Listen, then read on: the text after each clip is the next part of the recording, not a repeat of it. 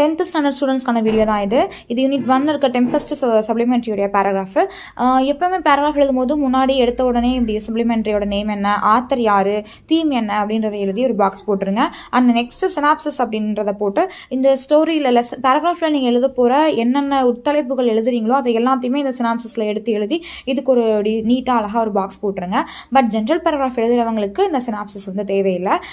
But detailed summary எழுதுறவங்க இந்த மாதிரி synopsis போட்டு எழுதலாம். அண்ட் தென் நெக்ஸ்ட் வந்து பார்த்திங்கன்னா இதுக்கு கீழே ஆத்தர் நோட் போட்டு எழுதுங்க. அதாவது இந்த ஸ்டோரியோட ஆத்தர் யார், அவங்க வந்து எப்போ பிறந்தாங்க, எப்போ வந்து இறந்தாங்க, அவங்களோட நேஷ்னாலிட்டி என்ன, அவங்களோட ஆக்குபேஷன் என்ன, அவங்க என்ன ஒர்க்ஸ்லாம் வந்து ஃபேமஸ் ஆகிருக்கு அப்படின்னு எழுதி பாக்ஸ் போட்டிங்க அப்படின்னா இதுவே ஒரு பேஜ் கவர் ஆகிடும்.